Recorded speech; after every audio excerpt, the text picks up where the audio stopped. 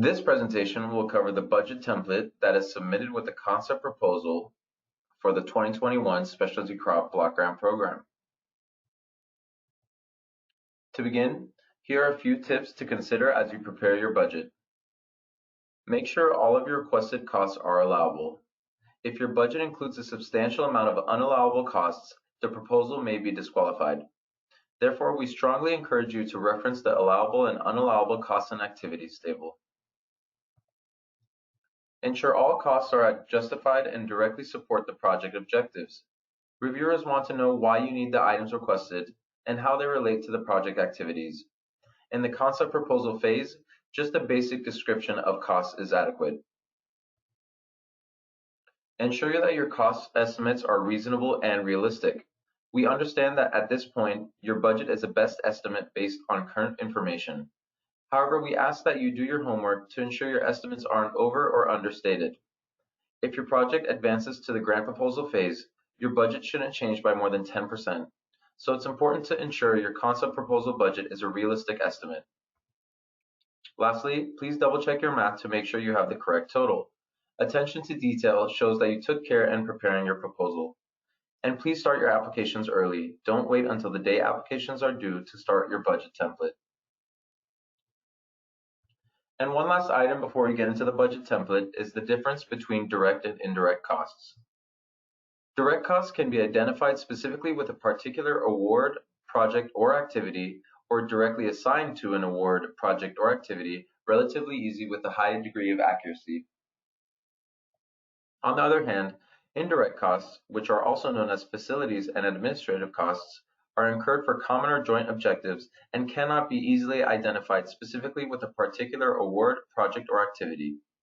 These typically include costs associated with running your organization as a whole, like administrative staff salaries, rent, utilities, and office supplies. As we go through the following slides, keep in mind that all costs listed in categories A through G should be direct costs, and indirect costs should be listed in category H only. This is what the budget template looks like. It's difficult to read here, so please feel free to review the budget template handouts provided on the SCBGP website. First, you'll enter your proposal identification number, or PIN, at the top of the page. This is the unique 5-digit number assigned to your project by FAST. In the amount requested column, you'll enter the total amount of SCBGP funds you're requesting for each budget category, rounded to the nearest whole dollar. In the brief description column, you'll list the costs or activities to be covered. A description is required for each budget category in which funds are requested, except for category H, which is indirect costs, and category I, which is total SCBGP funds requested. If you will have any income or revenue generated from SCBGP funded activities, an estimated dollar amount and description will also need to be provided on how that income will be reinvested in the project within the grant duration. We will go over each budget category, but for instructions on what information to provide in the description, please reference page 21 of the RFCP. And lastly, a completed sample budget is available on page 34 of the RFCP. Please note that this is just an example provided to illustrate what a completed budget might look like.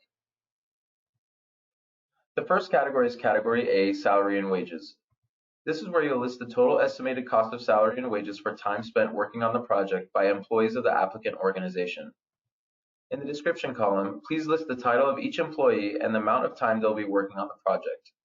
For hourly employees, that would just be the number of hours, but for salaried employees, that would be the percent full-time equivalent. Please note that we do not need to see a year-by-year breakdown, only the total amount requested for each. Category B is fringe benefits. Fringe includes benefits like paid leave, health insurance, pensions, and unemployment, and is calculated as a percentage of an employee's salary. In the amount requested column, list the total estimated fringe benefits cost for employees of the applicant organization determined in accordance with the applicant's established fringe benefits policy. In the description column, provide the approximate fringe benefit rate and the types of benefits included. Category C is travel. Under amount requested, list the total estimated cost of travel for all individuals except contractual personnel. When preparing your travel cost estimate, please use the per diem amounts required by the U.S. General Services Administration, or GSA. These rates vary by location, so look up the appropriate rates using the GSA website. You will find a link to the GSA website included at the bottom of the budget template. Although your budget is only an estimate at this stage, please use the GSA per diem rates to ensure your costs are not excessively high. Note that per diem rates for the first and last days of travel are not the same as full travel days. Also keep in mind that state-funded and state-sponsored travel to states with discriminatory laws is prohibited. You can find the current list of states subject to California's ban in the RFCP on page 26. In the description column, describe the travel that will be needed to accomplish the project objectives. Category D is scientific research equipment. This is where you'll list the cost to purchase any scientific research equipment needed for your project. To be considered scientific research equipment, an item must cost $5,000 per unit or more and be used only for research, scientific, or other technical activities. This includes items like specialized microscopes, spectrometers, and other lab equipment. In the description column, list the name of the item to be purchased.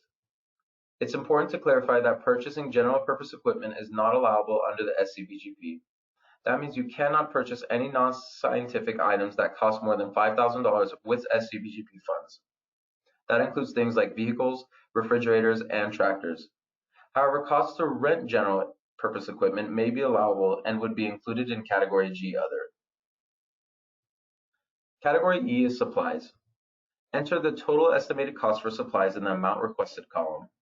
Supplies refer to items that cost less than $5,000 per unit and are used exclusively for the objectives of the project. It's important that you do not include indirect costs in the category, including general use office supplies or facilities costs.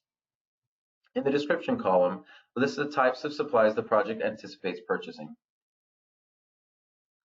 Category F is for the project estimated contractual costs. For the purposes of the SCBGP, any organization other than the applicant that will work on the project and receive grant funds is considered a contractor. For amount requested, list the total estimated cost of any work to be performed by organizations other than the applicant.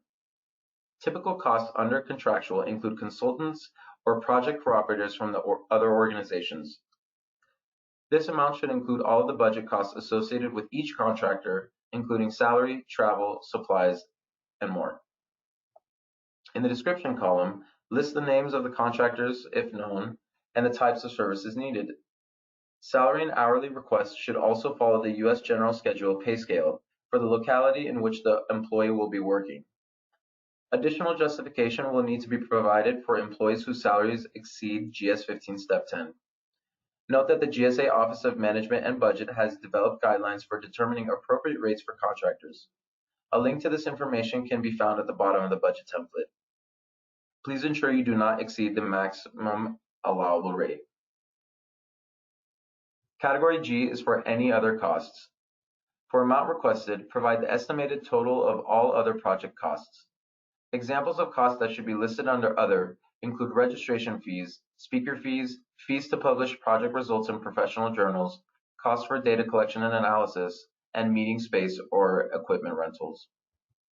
In the description column, be sure to provide a brief explanation of the types of costs included. As mentioned, Category H is where you'll indicate the amount of indirect costs requested for your project. Remember that the indirect costs are the facilities and administrative costs that cannot be easily tied directly to the activities of the grant. The maximum allowable indirect rate under the SCBGP is 8% of total personnel costs, and this is established by federal statute and cannot be exceeded. To calculate this amount, add Category A, salary and wages, plus Category B, fringe benefits, and multiply the total by 0.08. The amount you list under Category H cannot exceed this number. And for this budget category, no description is required. Category I is where you will indicate the total SCBGP funds requested. Add up the amount requested for budget categories A through H and enter this amount under Category I. This amount must match the amount you listed under funds requested in the project budget tab in FAST. Again, the total funds requested must be between $50,000 or $450,000 or $25,000 and $100,000 for the additional assistance program. And also for this budget category, no description is required. And lastly, Category J is program income. If your project will generate income, in the amount requested column, list the total estimated amount of income that could be generated by your project. Under the description column, explain the activities that would generate program income and how the income would be used to support the project objectives. Please note that program income cannot be used as profit for an organization or to support unallowable costs. Also note that program income is not required and does not influence scoring. And finally, there are a number of resources and links available on the SCBGP website to help as you are completing your proposal. These include the allowable and unallowable costs and activities table, the GS pay scale, and the RFCP.